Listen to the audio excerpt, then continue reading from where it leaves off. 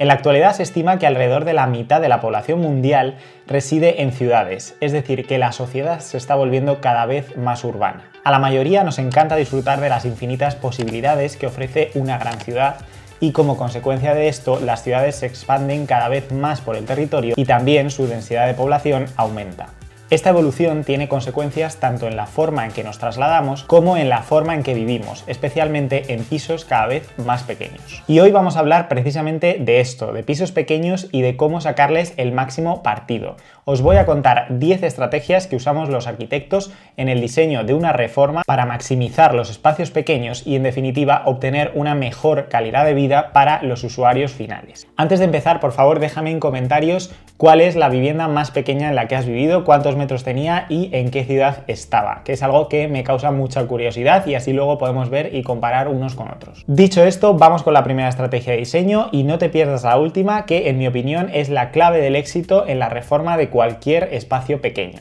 La primera estrategia es el diseño Open Concept, o lo que podríamos traducir como diseño de espacios abiertos, que han revolucionado la forma en que concebimos nuestros espacios domésticos y que tienen especial relevancia en espacios reducidos. Al eliminar paredes innecesarias, creamos una sensación de continuidad que maximiza la percepción del espacio. Y esto es especialmente importante en espacios en pisos pequeños donde cada metro cuadrado cuenta. La conexión visual entre diferentes áreas, como la cocina, el comedor o el salón, no solo mejora la accesibilidad, sino que también permite que la luz natural fluya sin obstáculos, lo que crea una atmósfera más amplia y unificada. Y aunque pueda parecer un concepto relativamente contemporáneo, lo cierto es que hay ejemplos de arquitectura con un diseño Open Concept, o que podríamos llamar de espacio abierto, en toda la historia de la arquitectura, desde la arquitectura grecorromana hasta la islámica, pasando por la japonesa, pero es cierto que el Open Concept como tal, como lo conocemos hoy en día,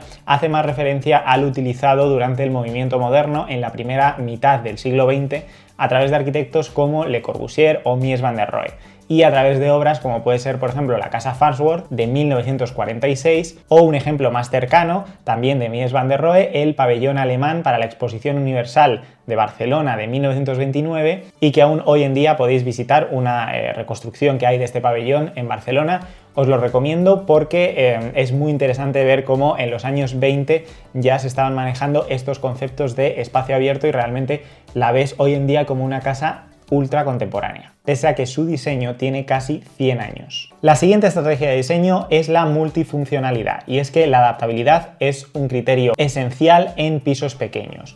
Estoy hablando, por ejemplo, de esos muebles multifuncionales que, como por ejemplo un sofá cama, una mesa extensible o un reposapiés con algo de almacenamiento debajo, que pueden servir para una función y para otra. Esta versatilidad maximiza el uso del espacio porque se pueden llevar a cabo diferentes funciones sin la necesidad de llenarlo de objetos, uno para cada función. Ahora bien, mucho cuidado con la estética, y es que venden por ahí muchos transformers, que son muebles bastante poco estéticos que normalmente prometen cumplir 2 o incluso más funciones, y la realidad es que ni siquiera cumplen bien la función principal que tenían.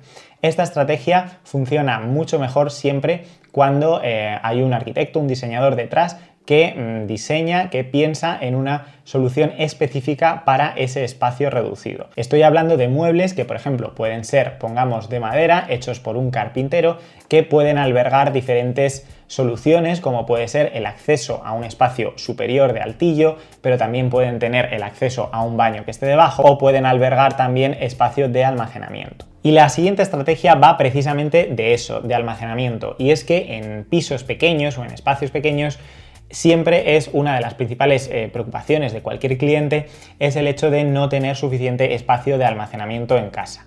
La solución radica en la creatividad y en buscar soluciones inteligentes. Por eso siempre hay que buscar soluciones personalizadas para nuestro espacio en concreto. Por ejemplo, utilizar armarios empotrados a medida, o utilizar los espacios que quedan debajo de las escaleras para hacer armarios específicos para esos espacios o incluso aprovechar los altillos por encima de los muebles. Con un buen diseño, estas soluciones se pueden integrar perfectamente en el interiorismo del espacio y pueden darle mayor atractivo visual a la par que funcionalidad. Y la siguiente estrategia tiene que ver con no subestimar el poder del color en el interiorismo, especialmente en espacios pequeños. Normalmente todo el mundo conoce y sabe que los tonos claros y neutros, como por ejemplo el gris, el blanco o el beige, son colores que reflejan mejor la luz y de esta manera hacen que las paredes parezcan retroceder y que los espacios son más grandes. Y esto es verdad. Además, estas paletas de colores crean un lienzo perfecto para añadir otros colores que generen algo de atractivo visual sin recargar demasiado el espacio. Sin embargo, la estrategia contraria en espacios pequeños también puede funcionar bastante bien. Por ejemplo,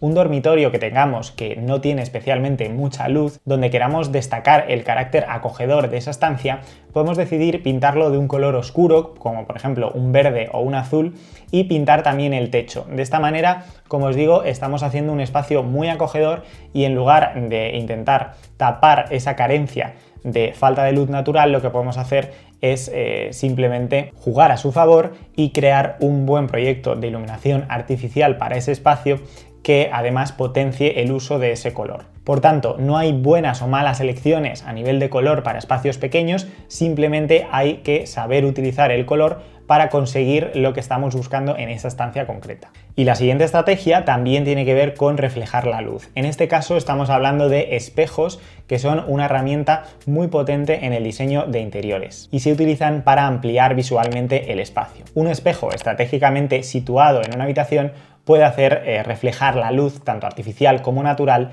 y ampliar visualmente ese espacio. Esto se puede conseguir tanto con un gran espejo de pared, por ejemplo, al fondo de una estancia, como con pequeños espejos situados de forma estratégica cerca de una ventana para reflejar la luz y llevarla a zonas más oscuras del piso. Llevando esta idea al extremo, podemos plantear también, por ejemplo, forrar una pared entera de espejo o incluso forrar una estancia por fuera, como en esta imagen que estáis viendo, donde lo que está forrado es una caja que dentro contiene un baño. Además, el hecho de que ese baño no llegue hasta el techo hace que el espacio en el que tú estás fuera del baño se perciba más grande porque ese baño pues simplemente es una caja colocada dentro de otra. No es una partición que llega hasta el techo. Y la optimización de la iluminación es otro punto muy importante a tener en cuenta en cualquier espacio, pero cobra especial relevancia en pisos o en espacios pequeños. Tendemos a pensar que si un espacio, una habitación es pequeña, con un punto de luz simplemente vale porque realmente ya podemos iluminar toda la estancia. Sin embargo, el uso de la luz es crucial para conseguir que un espacio se vea acogedor o se vea claustrofóbico o se vea frío o se vea cálido. Por eso es muy necesario hacer un buen estudio, hacer un buen diseño de la iluminación de un piso pequeño, porque podemos generar diferentes atmósferas dentro de una misma estancia y eso nos va a hacer que el piso también se perciba como más amplio. Podemos utilizar lámparas de pie, lámparas de mesa, lámparas colgantes, podemos utilizar pequeños puntos de luz empotrados en techo, pero no en el centro de la habitación, sino en determinadas esquinas para iluminar ciertos espacios, apliques de pared, etc. La siguiente estrategia tiene que ver con el mobiliario, concretamente con elegir soluciones de mobiliario que se perciban como más livianas y menos pesadas. Por ejemplo, podemos elegir mesas que en lugar de ser cuadradas sean redondas y además sean de vidrio. El hecho de que no tengan esquinas va a ayudar a que en un espacio pequeño no estén entorpeciendo continuamente el paso.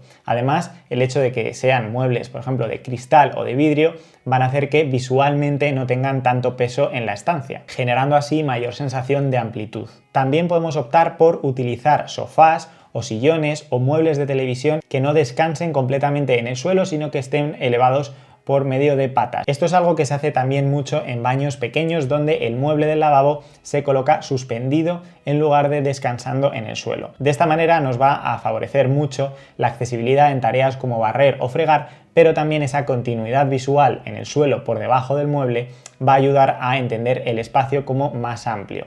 Y el hecho de acercarnos a ese mueble y no chocar con los pies también va a hacer que en general el espacio sea más cómodo. Otro aspecto muy importante a tener en cuenta en pisos pequeños es el diseño vertical, y es que en espacios donde los metros cuadrados no sobran, diseñar teniendo esto en cuenta es crucial en un piso pequeño. Por ejemplo, se pueden utilizar para aprovechar esa altura del espacio armarios empotrados, estanterías de suelo a techo o incluso revestimientos que ayuden a fijar la vista hacia arriba, haciendo que el espacio parezca más interesante, más desahogado e incluso creando una sensación de mayor altura. Esto no solo maximiza el almacenamiento, sino que también aporta interés visual al espacio, rompe con la monotonía y además añade una dimensión adicional a la percepción del entorno. Además, en pisos donde la altura sea suficiente, podemos generar mucho interés creando espacios a una diferente altura que el resto del piso donde tengamos alguna función. Además, esto se puede integrar utilizando soluciones como los mobiliarios multifuncionales a medida, como los que hemos comentado en puntos anteriores.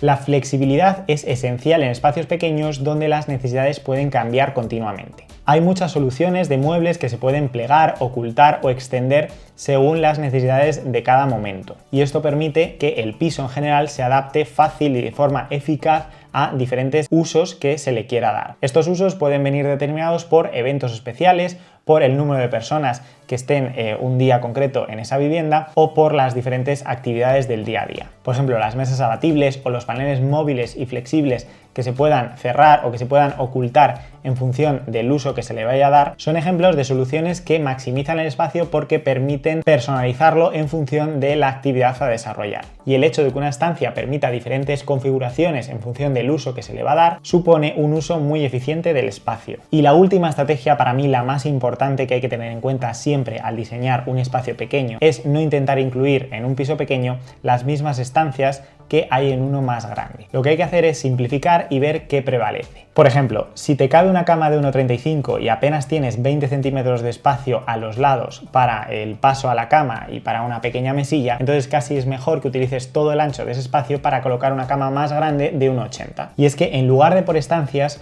hay que pensar, especialmente en los pisos pequeños, por funciones. Es decir, lo que queremos no es encajar un dormitorio al uso como todos tenemos en nuestra cabeza, sino buscar una solución para la función de dormir o de descansar. De esta manera podremos llegar a conclusiones más creativas y menos convencionales que nos permitan hacer un mejor uso del espacio. Y hasta aquí el vídeo de hoy, espero que os haya sido de utilidad. Dejadme en comentarios cuál es el piso más pequeño en el que habéis vivido, cuántos metros tenía y en qué ciudad estaba. También si os ha sorprendido alguna de las soluciones que he comentado hoy aquí. Y dicho esto, os leo en comentarios y nos vemos en el próximo vídeo.